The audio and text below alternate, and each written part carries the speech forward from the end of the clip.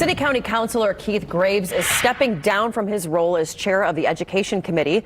This comes as a woman says she was sexually and emotionally abused by Graves during a 2-year relationship.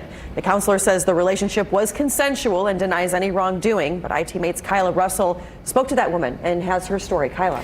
Yeah, hey there. So in 2019, Lauren Embry was a volunteer for the Democratic Party when she met Graves at a party event.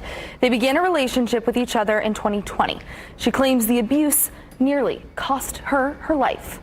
I didn't realize that I was in an abusive relationship until I was on suicide watch and the chaplain told me. Embry says she initially didn't think much of her relationship with Councilor Keith Graves, who represents the northeast side of the city. She says they went from acquaintances to much more, and quickly. Within 3 days, I was waking up at his house. She says things soon took a violent turn when she didn't pick up one of his late night calls. And he told me that he better not find out that I was seeing other people. She says the abuse continued, leading her to several suicide attempts. I survived even contemplating jumping off of an overpass here in the city. She was admitted to the hospital for a mandatory 72-hour suicide watch. After I got out of the hospital, Keith popped up at my apartment maybe 10, 11 o'clock one evening one day. He then attempted to force himself on top of me. She says she made it clear she did not want to be near him anymore, but she says the late night knocks on the door continued. How often would that happen?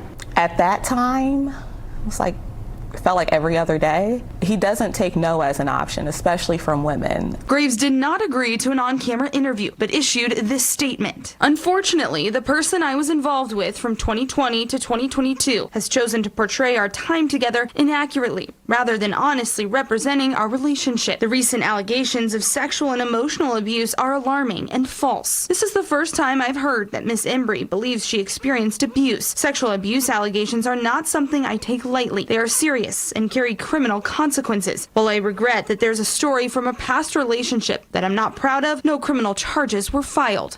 She did not make any police reports out of fear of retribution. Embry is telling her story after women came forward saying they were harassed, sexually assaulted, or groomed within Mayor Joe Hogsett's administration, leading to multiple calls for his resignation. Graves says, regarding my position as a city county councilor and that of the administration, no comparisons should be made between me and those of any former or current elected officials or city employees, as the circumstances are entirely unrelated. She's trying to pick up the pieces, now working as a social worker and community advocate. She says the price paid for coming forward is high, and she still sees Graves at community events. He knows, I know. We just try to put on the mask. I fake it like I don't know him, and I keep it pushing.